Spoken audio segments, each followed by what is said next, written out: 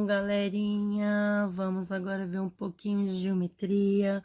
Vamos estudar sobre retas e ângulos. Recordando alguns conceitos primitivos da geometria, vamos falar um pouquinho de ponto, reta e plano. O ponto, ele é representado pela letra, qualquer letra do alfabeto maiúscula, tá? Posso representar por A, B, C, qualquer letra do alfabeto maiúscula. A reta eu represento por uma letra minúscula. Aqui a reta, uma letra minúscula. Aqui, ó, reta A, só que minúsculo, qualquer letra do alfabeto minúscula. E aqui eu tenho um plano que a gente representa que a gente representou por alfa, podemos representar por qualquer letra grega. Alfa, beta, qualquer letra grega. Retas determinadas por um ponto. Então, aqui eu tenho um ponto, aqui no meiozinho tem um ponto, e se a gente observar, tem várias retas aqui passando por esse ponto. Então, eu posso passar quantas retas eu quiser por esse ponto. Eu digo que, por um ponto, passam infinitas retas. Quantas retas eu quiser traçar por apenas um ponto. Considerando dois pontos distintos, eu posso traçar apenas uma única reta. Então, eu tenho dois pontos aqui, um ponto P e um ponto Q, e consigo traçar apenas uma única reta sobre esses dois pontos. E sobre três pontos distintos, pertencentes ao mesmo plano, só podemos traçar uma reta que passe ao mesmo tempo por todos os pontos. Se eles forem colineares, se eles estiverem alinhados, tá? No caso aqui, B, C, D e E, eles são 4 pontos alinhados e eu consigo passar uma única reta. Não consigo passar pelo ponto A essa reta, porque depois ela deixa de ser reta. Se eu pegar ela e passar aqui depois do ponto E, vir para cá, eu formo um outro segmento de retas. Então, eu só posso passar apenas uma reta sobre 3 ou mais pontos distintos.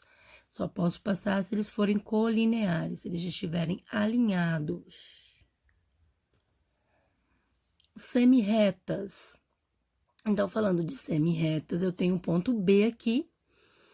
E eu consegui traçar duas semirretas por esse ponto B. Eu coloquei um outro ponto A e um ponto C.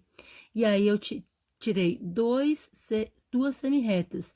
A semirreta que vai de A a B e a semirreta que vai de B até C, sendo que B é o ponto de origem, ele faz parte tanto do segmento AB quanto do segmento BC. Eu chamo ele o ponto de origem, da onde partiu, da onde começou, iniciou as minhas semirretas.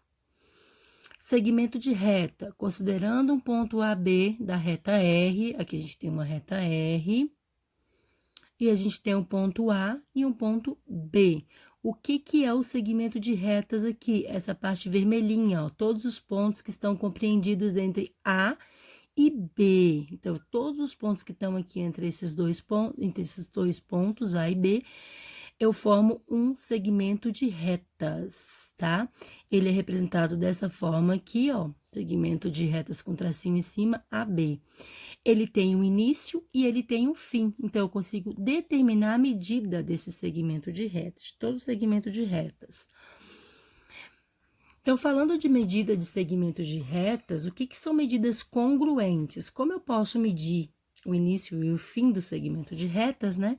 Eu falo que dois segmentos, eles são congruentes quando eles têm a mesma medida. Aqui, ó, o segmento AB, eu medi, ele tem 3 centímetros, o segmento CD também tem 3 centímetros. Então, eu posso dizer que AB é congruente a CD, que CD é congruente a AB, tem a mesma medida.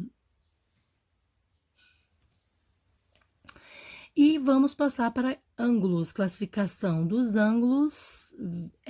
A gente pode classificar os ângulos de acordo com as suas medidas, né? Para cada medida, eu tenho um nome diferente para os ângulos aí. Então, eu tenho um ângulo reto, é quando eu tenho duas retas, uma na horizontal e outra na vertical, e essas duas retas se coincidem, se encontram e formam um ângulo de 90 graus. Ele tem esse símbolozinho aqui, um quadradinho com um pontinho no meio. Quando eu ver esse símbolo, eu já sei que eu tô falando de um ângulo de 90 graus. Geralmente ele não vem escrito 90, ele só vem esse símbolozinho aqui. Então, esse é um ângulo de 90 graus, tá? Aí, o ângulo agudo é um ângulo que é maior que zero e menor que 90. Então, ele vai do 1 até o 89, tá? Ele fica mais fechadinho que o ângulo de 90 graus e o nome dele é um agudo. Depois eu tenho o ângulo obtuso, ele é o contrário do ângulo agudo. Ele tem que ser maior que 90 e menor que 180. Então, ele vai ficar mais aberto do que o ângulo de 90 graus. Então, pode ser 91, 92, 93, até o 179. Qualquer um desses ângulos eu chamo de ângulo obtuso. Eu coloquei um ângulo aqui para dar exemplo. Ele mede 135 graus. Ele é maior que 90 e menor que 180. Depois eu tenho o ângulo nulo, que é o ângulo 0 grau. Então, o ângulo dá uma volta e ocupa todo o plano aqui, ó. Esse ângulo aqui, ele é um ângulo de 0 graus, chamado de ângulo nulo. Depois eu tenho o ângulo raso, que é um ângulo de 180 graus. Um ângulo completo, ele tem 360, o ângulo raso, ele tem metade de uma circunferência aqui, ó, e forma um ângulo de 180 graus, metade de uma circunferência, tá? Ele vem nesse desenho aqui, nesse modelinho aqui, tá? O ângulo de 180 graus. E por hoje é só, tá? Uns conceitos basiquinhos aí para vocês. Beijos da professora Nalva e até o próximo vídeo.